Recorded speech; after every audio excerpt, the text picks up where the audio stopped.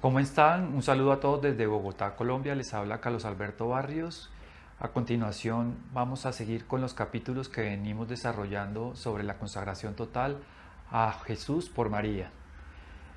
Para las personas que no han escuchado los capítulos anteriores, pueden escuchar y ver la introducción y los capítulos anteriores a través de nuestro canal de YouTube Espiritualidad Católica. Lo buscan por Google o por cualquier buscador, escriben canal YouTube Espiritualidad Católica, van a encontrar allí un botón o el icono, es un ictus, un pez, abren allí y allí van a encontrar todo el material.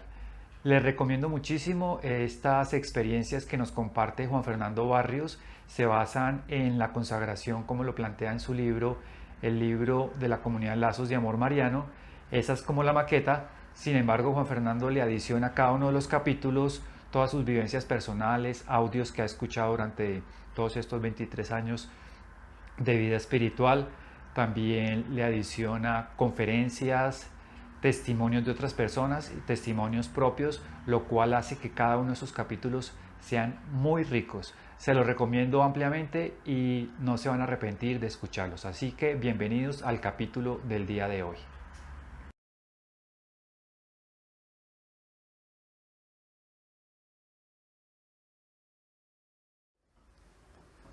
Nos ponemos en la presencia del Padre, del Hijo, del Espíritu Santo. Amén. Pidiendo la asistencia del Espíritu Santo, encomendamos estas reflexiones para que se hagan vida en nosotros. Como están todos en la lección de hoy, que es la número 15, vamos a hablar sobre el sentido del sufrimiento, el valor del sufrimiento. Para empezar tenemos que decir que en el origen del hombre eso no estaba escrito. O sea, alguna vez lo dijimos, el plan de Dios era, creó a Adán y Eva del barro y a Eva de las entrañas de Adán, que estuvieran un tiempo en el paraíso siendo ellos llenos de gracia y después pasar a la visión beatífica llegando a ser plenos de gracia. O sea, en ningún momento estaba presente el dolor, el sufrimiento, la enfermedad y la muerte. Es decir, que Adán y Eva tenían tres dones especialísimos. Uno, la impasibilidad, o sea, no iban a sufrir. La inmortalidad, no iban a morir. Y entre esos dos iba a estar uno que es el don de integridad. O sea, que ellos no se podían corromper por el pecado. Eran íntegros en su actuación. En su forma de actuar, Dios pues tenía eso contemplado y ese era su plan. Pero Dios le dio la libertad, tanto a los ángeles como a los hombres. Entonces, primero en caer fueron los ángeles, ya conocimos la historia, luego pues tentados cayeron Adán y Eva, entonces entrado el pecado, entra la muerte.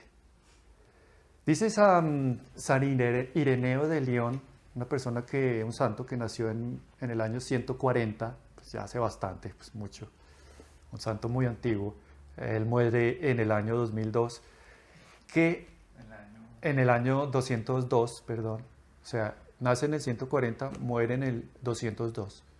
Decía, así como entró el pecado en la humanidad, la salvación entró, pero de la misma manera, pero al revés. Entonces, fijémonos, al principio había un ángel,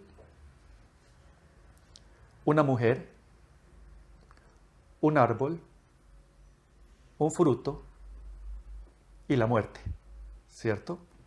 Al principio. Y luego la salvación entró al revés. Un ángel ya no era el ángel caído, sino San Gabriel. Una mujer ya no es Eva, es María. Un árbol ya no es el árbol, es la cruz. Un fruto ya no es la manzana, sino el fruto de su vientre, Jesús.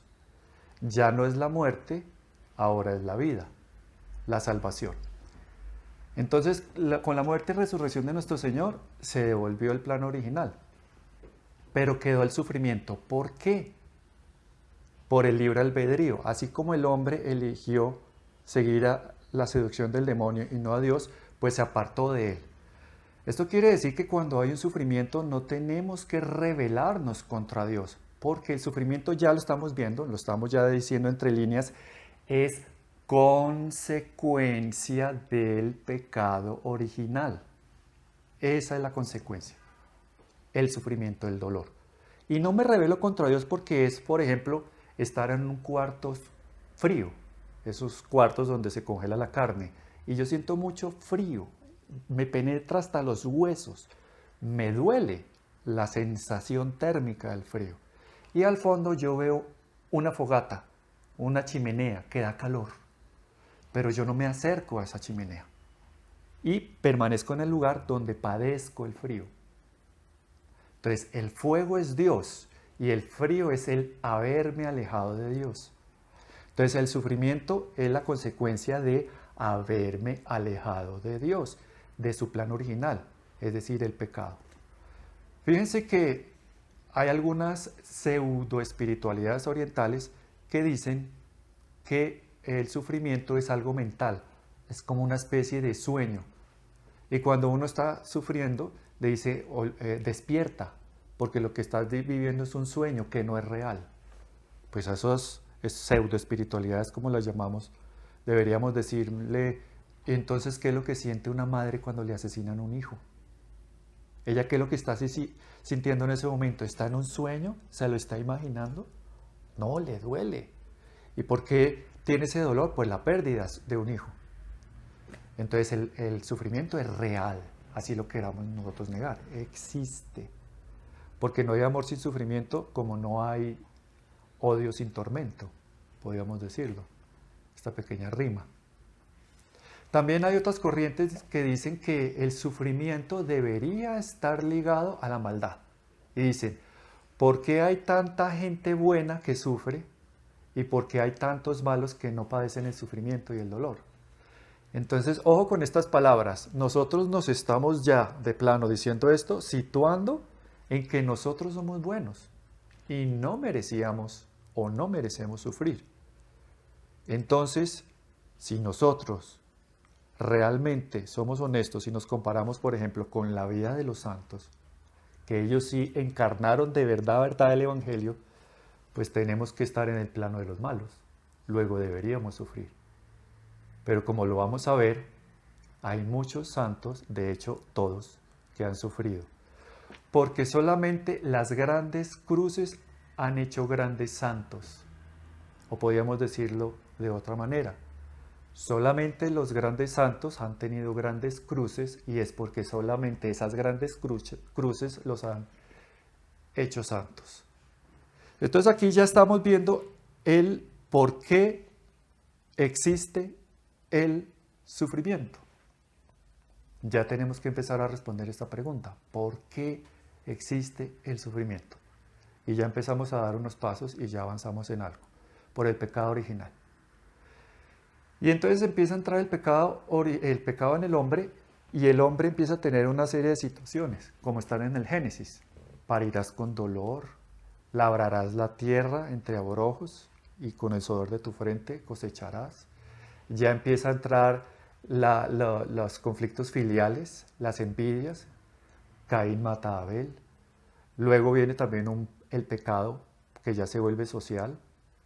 Luego se vuelve un pecado, digamos, físico, también del entorno, de las fuerzas de la naturaleza, el diluvio universal. Luego viene también la Torre de Babel, cómo se ponen naciones contra naciones, digamos, las lenguas se extravían y ya no se entienden, entonces nace también el conflicto humano. Pongan dos o más personas en un entorno y siempre habrá un conflicto, porque obviamente hay formas de pensar y parecer. Entonces en ese orden de ideas entra el sufrimiento en el hombre. Y el sufrimiento en el hombre pues tiene varios ámbitos. Tiene un ámbito que es el pecado original, pero también tiene un ámbito que es el pecado propio, el mío.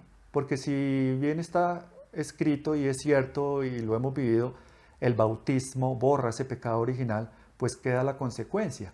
Pero a ese sufrimiento de pecado heredado, también yo tengo que adicionarle mi propio sufrimiento, que es el mío, el de mi cosecha, el que yo hago por el libre albedrío, por mi concupiscencia, mi tendencia al mal. Entonces, cuando yo a esto le agrego mi propio pecado, pues obviamente se instala el pecado. ¿Por qué se instala también el dolor? Porque el dolor es la moneda que lo paga todo.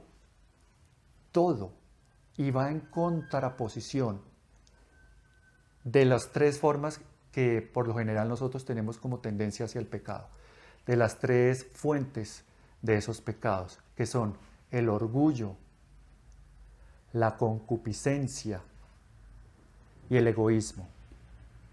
Entonces, cuando se padece la enfermedad, entonces la humillación, la impotencia, la inacción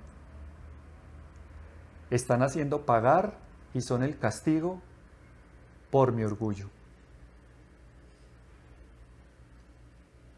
El castigo de la concupiscencia en ese momento se va a ver porque el que está padeciendo la enfermedad tiene su cuerpo cansado, desgastado, corrompido. Entonces ese va a ser el castigo por su concupiscencia.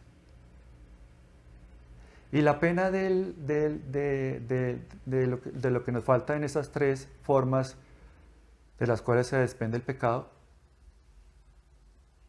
sería el egoísmo.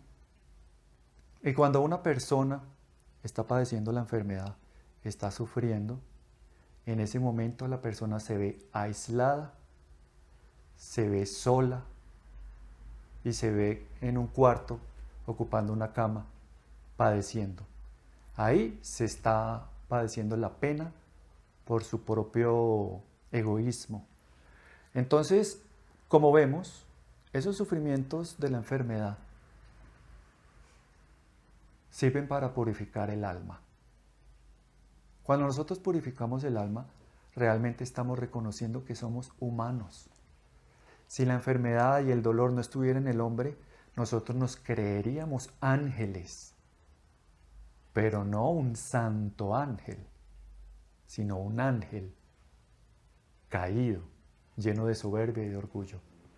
Y ya vemos cómo la enfermedad sirve para purificar los vicios del pecado. Ya entramos entonces a hablar un poquito del sentido del pecado, del sentido del sufrimiento, el valor del sufrimiento. El valor del sufrimiento tiene que estar visto desde la óptica de la fe, o sea, se tiene que sobrenaturalizar. Cuando una persona está padeciendo todo esto que estábamos diciendo, cuando una persona está humillada, cuando una persona está desgastada, cuando una persona está triste, desolada, aislada, como lo estábamos diciendo, como castigo o pena de su orgullo, de su concupiscencia y de su egoísmo, esa persona tiene que sobrenaturalizar ese sufrimiento, pero a la luz de la fe. Muchas veces la persona que está sufriendo empieza a decir una palabra que es común a todos los que sufren y sufrimos. ¿Por qué? ¿Por qué estoy padeciendo? ¿Por qué estoy sufriendo? Y esa respuesta no se nos va a dar. Jesús mismo no la dio. ¿Por qué no dio esa respuesta? Porque Él mismo hizo esa pregunta. Cuando estaba en el vértice de su sufrimiento, lo dijo: Dios mío, ¿por qué me has abandonado? Elí, Elí, Elí, lama sabactani. ¿Por qué me has abandonado? Él pudo haberse ahorrado eso. Pudo haber dicho, en vez de 7 palabras, haber dicho solo 6. Pero ¿por qué la dijo? ¿Y por qué la dijo en voz alta? La pudo haber pensado, haberlo dicho o gritado desde lo más profundo de su corazón, pero sin haberla verbalizado. Él quería que la oyéramos por 2 razones.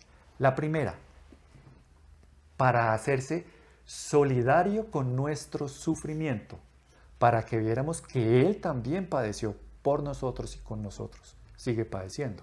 Y la segunda, para que viéramos nosotros el grado del dolor al que Él había llegado y nosotros tuviéramos en Él un referente. Si Él no hubiera pronunciado esas palabras, nosotros hubiéramos quedado con el concepto de quien está sufriendo es Dios, y como es Dios, todo lo puede, y como todo lo puede padecer indeciblemente.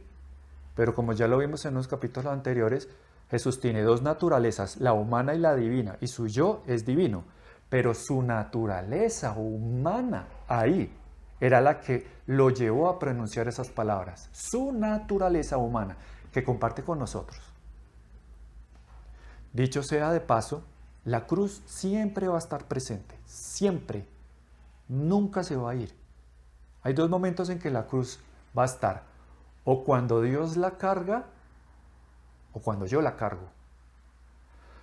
Cuando Dios la carga, son esos momentos en los que yo estoy bien, espiritualmente hablando, por ejemplo, siento gozo en el corazón, la oración me resulta fácil, las prácticas de piedad para mí me salen en una forma espontánea, inclusive deseable. Pero cuando yo soy el que estoy padeciendo y cargando la cruz, es Jesús en ese momento el que está descansando en mí. Yo me convierto como una especie de sireneo. Yo llevo la cruz y Jesús descansa, pero la cruz siempre la tiene que cargar alguien. Y más que cargar hay que tener en cuenta este concepto. Jesús no solamente cargó la cruz, sino que asumió en sí mismo la cruz de la humanidad, en ese ofrecimiento definitivo para el Padre. Desde esta perspectiva, la pasión de Jesús no se ha completado. La pasión de Jesús va a ser plena hasta el fin del mundo. San Pablo decía, yo completo con mi sufrimiento lo que faltó a la pasión de Jesús para beneficio de todos que somos su iglesia. No quiere decir esto que la pasión de Jesús no haya sido amplia y suficiente. Lo que quiere decir San Pablo con estas palabras es que cada uno tiene una historia particular en cuanto a sufrimiento se refiere. Es decir, todos somos un cuerpo místico. Jesús es la cabeza, la Virgen es el corazón. Por eso los entrañables y nosotros que estamos haciendo esta preparación, los entrañables de la Virgen, vamos a pertenecer al cuerpo místico de Jesús, es decir, al corazón del cuerpo místico de Jesús, que es la Virgen. O sea, no nos vamos a instalar en cualquier parte de ese cuerpo místico. Miren lo bonito, nos vamos a instalar en el corazón de Jesús, porque es donde está su madre. Y las demás personas que conforman ese cuerpo místico ocupan un lugar. Y ustedes han visto, cuando duele un dedo, una uña encarnada, todo el cuerpo se resiente. Hay mucha gente que dice, tengo, por ejemplo, una gripa horrible. Las personas dicen, uy, tengo un dolor de cabeza en todo el cuerpo. Cuando un miembro sufre, todos los demás miembros sufren. Entonces, desde esa perspectiva, aquí hay algo hermosísimo. Hablamos alguna vez de las 7 presencias de Jesús. Recordémoslas y digámoslo despacito. La primera, en la Eucaristía. La segunda, en la palabra de Dios. La tercera, en la jerarquía, en el Papa, en los obispos, en los sacerdotes, en los consagrados. La cuarta la voy a decir de último, porque es el tema que estamos analizando. La quinta, en mí mismo. Dios se esconde en mi corazón. Está la presencia de Dios cuando lo invoco. Y si invoco el Espíritu Santo, está más que nunca porque ahí está la Virgen, en el consagrado a la Virgen. La sexta, en la Virgen, ¿cierto? La séptima, en la comunidad, ¿cierto? Cuando 2 o más personas se reúnen en mi nombre, yo estoy en medio, ¿cierto? Ahora sí la cuarta, que me la salté a propósito. La cuarta, en el que sufre. En el que sufre está la presencia de Dios. ¿Qué quiere decir esto? Que Dios se cristifica en el que está sufriendo. Cuando yo estoy sufriendo, la persona se cristifica. Cuando yo estoy sufriendo, es Cristo quien sufre en mí. Y cuando yo ofrezco mi sufrimiento, que ya lo vamos a ver que tiene también un conducto regular para hacer ese ofrecimiento, es si Cristo sufre en mí, yo sufro en Cristo. Entonces, cuando uno va a visitar a un enfermo, yo estoy visitando a Jesús en ese enfermo. Y cuando ese enfermo me mira, es Jesús quien me mira y me agradece esa visita. Son 2 Cristos que se juntan, dos Cristos. Y ya que digo la palabra Cristo, Cristo, digamos, el nombre es Jesús Cristo. Jesús es el nombre. Jesús significa el que salva. Eso significa el nombre Jesús, el que salva, el que te libera. Entonces, podríamos preguntarnos, y ya lo hicimos en su momento, ¿de qué te salva? ¿De qué te libera? ¿No crees que necesitas redención? ¿No crees que tú necesitas ser salvado? ¿No crees que tú necesitas ser liberado de la concupiscencia, de ese pecado, de ese defecto dominante? ¿No crees que necesitas ser liberado de eso? Entonces ese es el nombre de Jesús. Y Cristo es su función, como lo veíamos en los temperamentos. Y la palabra Cristo significa gestos, que es el Mesías, el ungido, el que había de venir. Y él en el capítulo 16 de San Mateo les dijo a los discípulos cómo iba a ser esa clase de Mesías. Todo el mundo estaba esperando un Mesías taumaturgo, un Mesías rey lleno de poder, y él se les presentó como un Mesías fracasado, que también lo dijimos, recordémoslo. Es un Mesías que iba a dar la vida, que no se le iban a quitar, que le iba a entregar, que iba a padecer, que se iba a dejar triturar. Entonces, por eso decimos, son dos Cristos que se juntan, dos sufrientes que se encuentran. Entonces, si tú estás sufriendo, tienes que sobrenaturalizar ese sufrimiento. ¿Y cuál es el conducto regular? Y tiene que ser en ese orden. Por lo general, uno está sufriendo y el primer paso dice, Señor, te ofrezco este dolor. Y en el fondo, no lo ha aceptado. No ha aceptado ese dolor. Le han entregado la cruz y la ha rechazado. La ha tirado y la ha escupido. Ha renegado de ella. Eso fue lo que hicieron Dimas y Gestas cuando les entregaron la cruz. La rechazaron. Jesús, como lo dicen los místicos, por ejemplo, Luisa Picarreta, Ana Catalina Emmerich, María Valtorta, cuando le entregan a Jesús la cruz, él la abraza y la besa 3 veces. Y le empieza a hablar como una novia, con mimos, con caricias, con cariño. Cuánto he deseado subirme en este madero y clavarme en él para redimir a la humanidad, para atraer a todos hacia mí y poder sanar las llagas y las heridas del que sufre. Y le empieza a decir todas esas palabras de cariño que cuando los sayones y fariseos que estaban ahí y los esbirros lo vieron, decían, pero ¿por qué le habla así? ¿Por qué la besa? ¿Por qué la abraza? Obviamente ellos no entienden el lenguaje del amor porque su visión estaba enceguecida por el odio. Eso es lo que tenemos que hacer nosotros, dar un paso atrás, que sería el primero. Primero, aceptar el dolor. No lo entiendo, no entiendo por qué este dolor. Y tener una aproximación desde la óptica de la humildad. Y ahí tenemos a la Virgen. Jesús le pudo haber dicho a la Virgen, lo que me va a suceder es terrible, mamá. Por favor, no estés ahí. Es más, te lo ordeno. No puedes estar ahí. Te vas donde María Salomé, tu hermana. Y eso sí, te pido que ores por mí. Pero no vas a estar ahí. No. Jesús no hizo eso. Jesús le dijo, necesito que estés ahí. Te necesito. Y obviamente la Virgen no quería estar en otro lugar que no fuera ese. Y la Virgen estuvo al pie de la cruz. ¿Para qué? Para sostener a su hijo con su propio dolor. Porque la Virgen sufrió toda la pasión de Jesús, ni un latigazo más, ni un latigazo menos, todo en su alma. ¿Se acuerdan las palabras del profeta Simeón?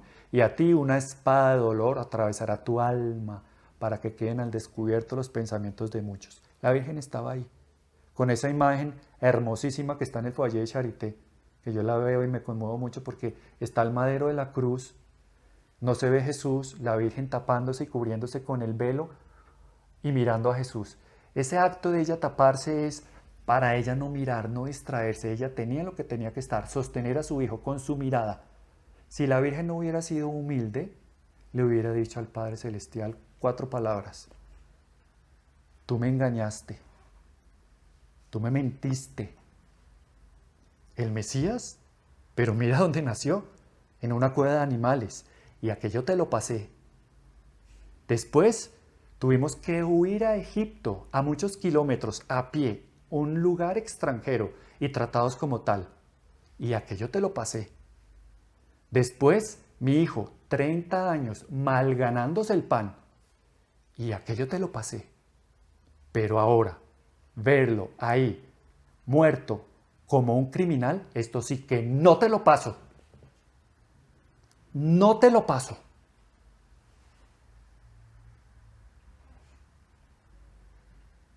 Eso pudo haber dicho la Virgen si no hubiera sido humilde. Pero ella dijo, Señor, Dios mío, a mí no me tienes que dar explicaciones. A mí me das órdenes y yo obedezco. No entiendo nada. No entiendo por qué este dolor, pero lo acepto. Un día te dije sí y hoy te lo reafirmo. Hágase en mí tu palabra y en mi hijo. Es más, si mi hijo no se hubiera subido a la cruz, yo lo hubiera subido a la cruz, porque viene de tu voluntad. Eso es lo que hubiera dicho la Virgen. Y eso es lo que tenemos que decir nosotros cuando estamos sentados en el trono del dolor.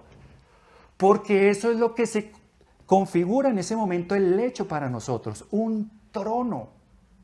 Es una cruz que ya no está en sentido vertical, sino que está en sentido horizontal, para que nosotros nos acostemos en ese trono. Es un privilegio cuando nosotros aceptamos el dolor. Y después de aceptar el dolor, que es el primer paso que les decía, viene el segundo, es ofrecerlo libre y voluntariamente. Haciendo eco a las palabras que acabamos de decir de la Santísima Virgen María. No entiendo por qué esta enfermedad, por qué este cáncer, por qué esta leucemia, por qué estos dolores de los huesos, por qué este martirio que está consumiendo en una enfermedad catastrófica mi cuerpo. No entiendo por qué, pero ya lo acepté y ahora te lo ofrezco libre y voluntariamente.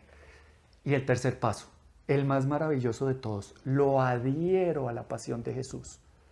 Cuando yo adhiero a la pasión de Jesús, mi propio sufrimiento, en ese momento, que comparado con la cruz redentora de Jesús, no llega si acaso a ser una astillita de esa cruz, se convierte en la cruz redentora de Jesús. La única corredentora es la Santísima Virgen María. Pero permítanme decirlo los teólogos que son demasiado cuadriculados. Yo en ese momento, en minúsculas, porque no soy tan pretencioso, me convierto también en corredentor. Porque corredención viene de las palabras co, que significa con, y redentoris, redentor. O sea, yo me hago redentor con el Redentor. No por mis propios méritos, sino por los méritos de Jesús. O sea, ya mi sufrimiento insignificante se convierte en redentor. Y Dios hace algo maravilloso. Coge mi sufrimiento, el mío, el propio, como lo decía San Pablo, mi propio sufrimiento. Lo coge en sus manos, los besa, los consagra y los transforma en gracia. Y los aplica a quien el bien quiere. Por ejemplo, una persona que está tratando, ya lo hemos dicho, y pongamos los mismos ejemplos, una persona que está tratando de dejar el alcohol en Alemania, la cerveza, toma mucha cerveza, la quiere dejar. Una persona que está tratando de dejar la droga y las adicciones en Nueva York. Una persona que está pensando en abortar en Japón. Una persona que está tratando de dejar el sicariato en estos países, los asesinos. Una persona que está pensando en suicidarse. La persona llega en ese momento, recibe una emoción interior, un toque profundísimo del Espíritu Santo y desiste de esa idea. Y su oración se torna suplicante. Dios mío, ten compasión de mí, ayúdame. Y nunca nos vamos a dar cuenta, en esta vida por lo menos, que fue gracias a ese dolor que yo ofrecí que esa persona recibió la salvación. No por mi propio poder, sino por el poder de Jesucristo que tomó esa generosidad en la entrega del sufriente, ese dolor, y lo transformó en gracia. Nosotros que estamos tan acostumbrados a exigir la gratitud y la paga en esta vida, pues tenemos que encontrar en Jesús un estupendo pagador. ¿Tú crees que no te lo va a pagar? ¿Crees que no se va a compadecer de ti? Muy seguramente, muchas de las veces no nos lo va a pagar en esta vida. Y nosotros vamos muchas veces a exigir también que nos lo pague en esta vida. Pero lo ideal, lo deseable, lo sublime, lo perfecto, sería que nos lo pagara en nuestro juicio particular. ¿Acuerdas esa enfermedad que te di? Tú me pedías muchas veces que te sacara de esa situación y resulta que esa situación la permití para sacarte de tu egoísmo y de tu pecado. Y gracias a esa generosidad que tuviste en ofrecerme ese dolor, mira lo que yo hice, salvaste todas estas almas, redimiste a todas estas almas impenitentes y sacaste de estos vicios a todos estos y ahora están compartiendo contigo la dicha del paraíso. No obstante, Padre Pío decía que nosotros llevamos en vasijas de barro unas piedras preciosas que se llaman el dolor y el sufrimiento. Así los llamaba él, al dolor y el sufrimiento, piedras preciosas que nosotros llevamos en vasija de barro. Y muchos santos han explicado el dolor y el sufrimiento como una obra perfecta de Dios, porque Dios siempre escribe recto en renglones torcidos y de un mal saca un bien.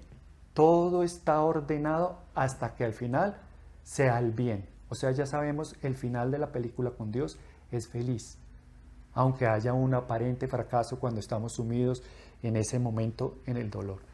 Santa Gema Galgani a su tía Celina le dijo, ya cuando fue rechazada por todo el mundo, despreciada, ella vivió la parte, digamos, el tesoro no tan dulce de Jesús. Ella vivió y padeció la cruz, fue rechazada por todo el mundo, por sus enfermedades, por su mal olor, y por sus llagas, por su misticismo, que en esa época pues había una época que había un anticlericalismo muy grande, había un periodo que era el chismoso y se burlaba de todas esas cosas.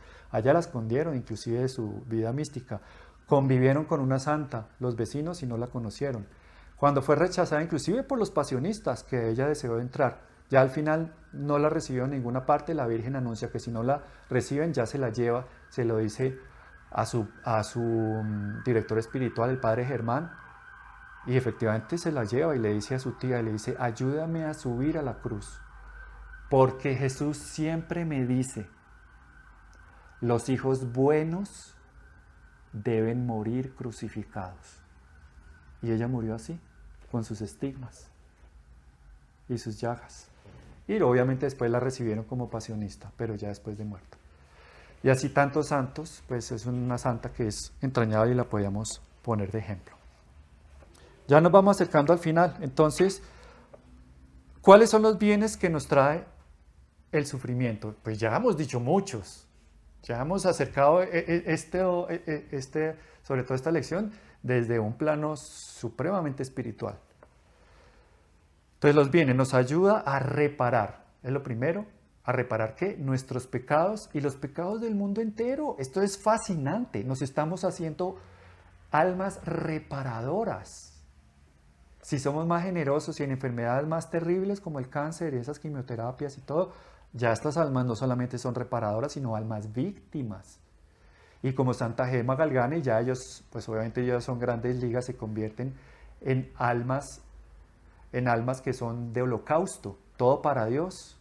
Todo para Dios, como en el Antiguo Testamento. Ustedes recuerdan que había un sacrificio y se dividía en holocausto y sacrificio, pues. Un sacrificio y un holocausto. El sacrificio, mataban el corderito, lo ofrecían a Dios y todos comían del cordero, que tenía unas características, etcétera, etcétera. Y lo otro es holocausto. Se mata el corderito y se quema. Todo para Dios, nada para los hombres. Obviamente todo para los hombres, porque Dios no se queda con nada. Dios no se deja ganar en generosidad. Almas como Santa Gema Galgani son almas que se convierten en holocausto, o Marta Robán, la fundadora de Foyer Charité, Luisa Picarreta, etc. Pero una persona que tiene una enfermedad catastrófica ya no solamente es un alma reparadora, si quiere, se convierte en un alma víctima, porque padece y sufre. Entonces esas almas, obviamente las que sufren, por ejemplo los mártires, que no hemos hablado de ellos, por ejemplo este sacerdote que fue encarcelado y torturado allá en los musulmanes, estuvo 9 días, le rompieron la nariz, cuando lo bajan del carro le rompieron un diente con un martillo, de día lo consultaban como asesor espiritual si se quiere, y de noche lo llamaban infiel y lo torturaban, lo encadenaron. Y dice, los rosarios más hermosos que yo he rezado en mi vida han sido los rosarios que recé con la cadena con que me tenían amarrado porque sobraban 10 eslabones. Yo los conté y eran 10. 10 eslabones. Y esos eran las cuentas de mi rosario. Son los más hermosos y donde he sentido más cerca a la Virgen. Eso lo dicen los que sufren. Nunca he sentido tan cercano a Dios como cuando he sufrido. Y cuando pasa la enfermedad y otra vez vuelven y crecen esas zarzas, yo me empiezo a alejar del calorcito. Y ya mi vida se vuelve laxa y ya no siento esa cercanía. No porque Dios no esté, sino porque yo me he alejado, como el ejemplo del cuarto frío que estamos poniendo. Nos ayuda obviamente a acercarnos a Dios, que ya lo hemos agotado en su disertación. Nos desprende de las cosas de la tierra, nos recuerda constantemente que somos frágiles y que nuestro destino final es el cielo. Luego acá somos peregrinos y desterrados. Nos enseña la humildad. Ya lo vimos, el valor que tiene el que sufre, el que padece la enfermedad. Cómo es humillado su orgullo porque está postrado en una cama. Su cuerpo padece. Nos enseña la misericordia de Dios, cómo Dios viene hacia mí a rescatarme, cómo no solamente viene a rescatarme, sino que viene a padecer en mí. Tener esa perspectiva que es Jesús el que sufre en mí, hace que en el sufrimiento yo encuentre deleite y gozo, como lo hacían los santos. Los santos decían, sufro porque no sufro. ¿Qué cruz es estar sin cruz? Amaban la cruz. No me la quites, porque nunca te he sentido tan cerca como cuando he sufrido. Porque he sufrido contigo, he sufrido en ti y tú en mí. Nos enseña a ejercer misericordia. Solamente un corazón que está desgarrado puede ser tocado por unas manos que han sido ya llagadas. Unas manos estigmatizadas son capaces de tocar un corazón traspasado. Entonces nos ayuda a tener en nosotros también entrañas de misericordia. Porque solamente el que padece, compadece. Fortalece nuestra voluntad. Cuando estamos luchando contra una enfermedad, robustece nuestra voluntad. Como cuando uno ejercita el cuerpo, ya después subir a unas escaleras, eso es como hacer un ejercicio menor. El que se ejercita en el valor del sufrimiento y lo padece, ya después tiene la voluntad para hacer grandes cosas. Purifica y prueba el verdadero amor. ¿Cuántas personas siguieron a Jesús cuando hacía milagros y prodigios? Y después, ¿cuántos estuvieron al pie de la cruz? ¿Dónde estaban los resucitados? ¿Dónde estaban las mamás de los resucitados? Los tenían encerrados, no fuera que los volvieran a matar. ¿Dónde estaban los ciegos que les devolvió la vista? ¿Dónde estaban los sordos que ahora oían? ¿Dónde estaban? ¿Dónde estamos nosotros cuando atacan al Papa? Cuando injurian al sacerdote? Cuando la gente habla mal de la iglesia? Cuando solamente sus disertaciones están en el plano de la diatriba, que es la confrontación, la agresión contra la iglesia. ¿Dónde estamos nosotros? Entonces hay que estar al pie de la cruz. La cima del Calvario es la antesala del paraíso. Y finalmente, nos asemeja a Jesús y a María. Retomando nuevamente las palabras que decíamos del profeta Simeón. Cuando Longinos atravesó el corazón de Jesús con la lanza físicamente, también se lo atravesó espiritualmente a la Santísima Virgen María. Nadie se asemeja más a Jesús como cuando está sufriendo. Dicen los santos que debemos recibir los dolores y los sufrimientos con la misma devoción con la que recibimos los sacramentos. Porque cuando recibimos los sufrimientos estamos recibiendo al mismo Jesús. Estamos recibiendo su presencia, la cuarta de las 7 que hemos descrito.